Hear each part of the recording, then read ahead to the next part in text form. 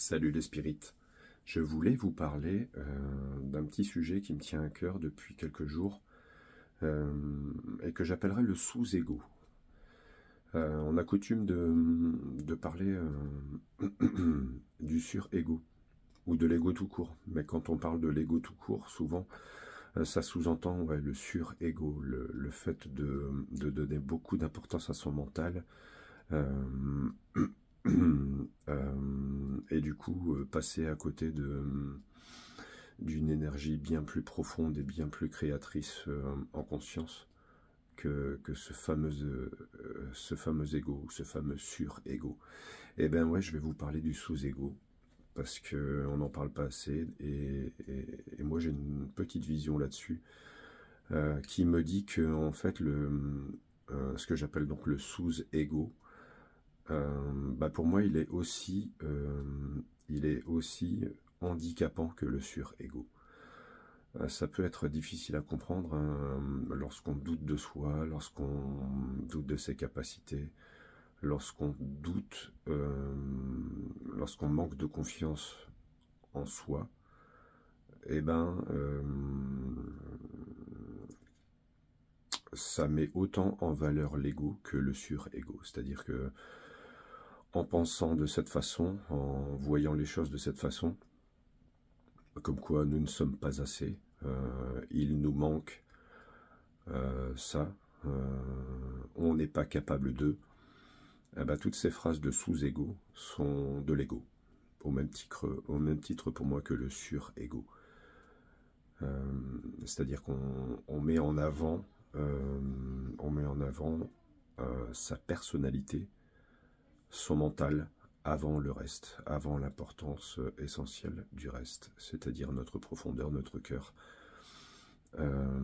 qui sait, qui connaît le chemin, qui sait comment agir, qui sait quoi penser, et qui ne demande qu'à s'exprimer avec beaucoup de fluidité.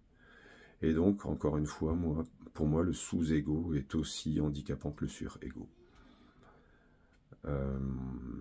Pour moi, le sous-ego, c'est également se mettre exagérément en valeur au profit du cœur, au profit de la connaissance qui est déjà en nous, et que nous masquons donc par soit le sur-ego ou le sous-ego.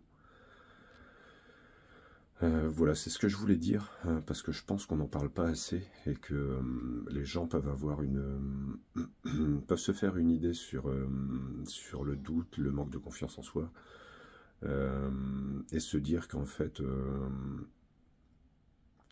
même parfois que dans le but de tuer cet ego, de transformer vraiment cet ego, on arrive parfois à l'inverse en fait. On arrive à se dévaloriser et à faire preuve de beaucoup trop d'humilité que nécessaire. Après, c'est clair qu'il faut un soupçon d'humilité, mais de là à tomber dans l'extrême et dans le sous-ego, il y a un pas quand même. Et ouais, donc faites gaffe à ça, parce que le fait encore une fois, de ne pas avoir confiance en vous,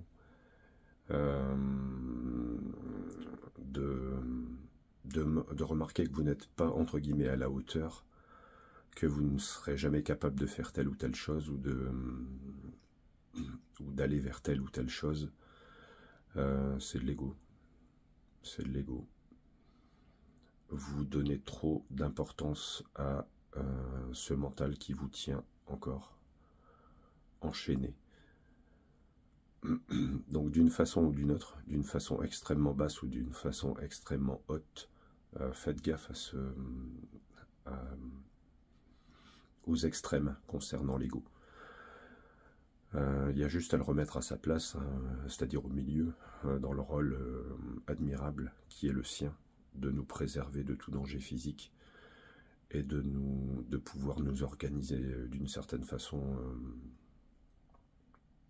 notre quotidien le plus agréablement possible, sans outrepasser bien sûr ces fonctions-là. Sinon, encore une fois, on passe dans le sous-ego ou dans le sur-ego. Voilà. Je tenais à vous faire part de ça, les spirites. Soyez vigilants. Agissez et pensez avec discernement. Salut. Ciao.